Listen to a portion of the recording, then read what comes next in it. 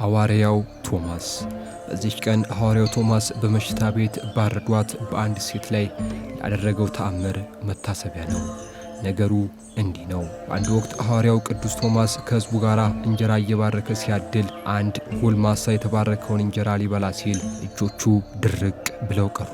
ሕዝቡም ይህንን አይቶ ለሐዋርያው ነገሩት። ቅዱስ ቶማስም ልጁን ጠርቶ ያደረገውን በጠየቀው ጊዜ አንተ በንጽሕና እንድንኖር አስተማርከን፣ እኔ ግን ቀድሞ አብሬያት ተኛ ወደ ነበረች የጠጅ አበዛ ሴት ዘንድ ሄድኩ። እርሷም አብሬያት ተኛ ዘንድ ስትነዘንዘኝ መልካም ያደረግኩ መስሎኝ በሰይፍ አረድኳት አለው። ሐዋርያው ጎልማሳውም ከገሠጸው በኋላ ውሃ አቅርቦ ጸለየበት፣ እንዲታጠብም አዘዘው። ጎልማሳው በታጠበ ጊዜ የደረቁ እጆቹ ወዲያውኑ ዳኑ። ከዚህ በኋላ ቅዱስ ቶማስ ጎልማሳውን ሂድና እጇን ይዘህ በእኔ እጅ እንደሞትሽ አሁንም በእኔ እጅ ክርስቶስ ያስነሳሻል በላት አለው። ጎልማሳውም እንደታዘዘው ሲያደርግ ሴቲቱ ፈጥና ከሞት ተነሳች፣ በሐዋርያውም እግር ስር ወደቀች።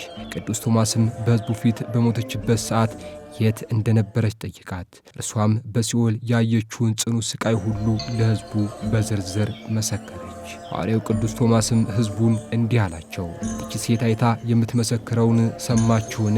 እናንተም የኀጢአትን ሥራና ክፉ ሐሳብ ትታችሁ ወደ እግዚአብሔር ተመለሱ። ትሕትና፣ የዋህነትን፣ ፍቅርና ንጽሕናን ጠብቁ አላቸው። በዚህ ድንቅ ተአምር ሕዝቡ ሁሉ በጌታ አመነ። ለድሆችም የሚሆኑ ብዙ ምጽዋትን ሰበሰቡ። የታመሙትም ሁሉ ወደ ቅዱስ ቶማስ መጥተው ተፈወሱ። አምላከ ቅዱሳን ከሐዋርያው ቅዱስ ቶማስ ምልጃና ጸሎት ያሳትፈን፣ አሜን።